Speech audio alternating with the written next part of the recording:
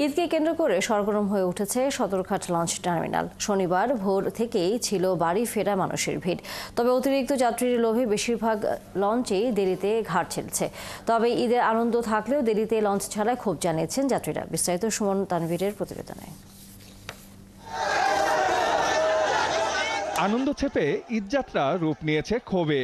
কারণ কেউ রাত 12টা, আবার কেউ ভোর থেকেই বসে থাকতে থাকতেই ঘড়ির কাঁটা পৌঁছে যায় সকাল 10টায়। 5-6 ঘন্টা আমরা এই লঞ্চে রোদের ভিতরে বসে থাকছি।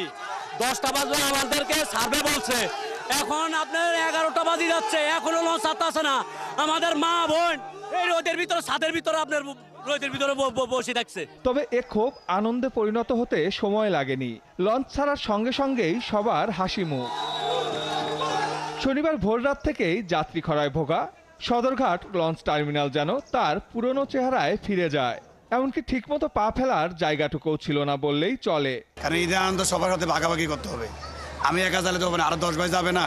ভোগান্তি আর কষ্ট দুইটা নিয়ে ঈদের আনন্দ পেতে হলে একটু কষ্ট করতেই হবে। আত্মীয় স্বজনের সাথে দেখা করতে গেলে একটু কষ্ট করতেই হবে। আজকে ভাই অনেক জ্যাম পড়ছি, আইসি হঠাৎ করে টলার পাই নাই, পরে এই জ্যাম দিয়ে ঘুরে পরে ব্রিজে ঘুরে পরে আইসি।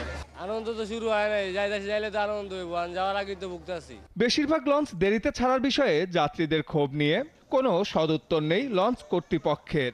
এমনকি টার্মিনালে দায়িত্বরত আইন শৃঙ্খলা বাহিনীর তৎপরতা থাকলেও দেরিতে লঞ্চ ছাড়া নিয়ে কোনো ব্যবস্থা নিতে দেখা যায়নি। রাস্তায় প্রচুর জ্যাম, এখন মানে টাইম মতন যে লঞ্চটা ছাড়বে সেটাও ছাড়তে আসে না। সেরির পরই আপনার চাপ হয়েছে, ওরা সকালবেলা ছেড়ে চলে গেছে 7টায়, তারপরে আমরা ঢুকছি। আমরা ঢোকার পরও অনেক যাত্রী ছিল। একটা লঞ্চ ছাড়ার কথা আপনার 10টায়, তার যাত্রী তাদের একটা টার্গেট থাকে যে আমি কয়টায় আমার নিজের গন্তব্যস্থলে দ্যাট মিন আমার বাসায় পৌঁছতে পারবো। কিন্তু 2 ঘন্টা যদি দেরিতে ছাড়ে এই গরমের মধ্যে, তাহলে যাত্রীদের জন্য একটা বড় ধরনের একটা দুর্ভোগ। এই দুর্ভোগ যাতে না হয় এটা লাঘব করার আমরা চেষ্টা করব। এবারের ঈদে 50টি নৌপথে 175টি লঞ্চ চলাচল করছে বলে জানিয়েছে BIWTA। সুমন তানভীর, 71, ঢাকা।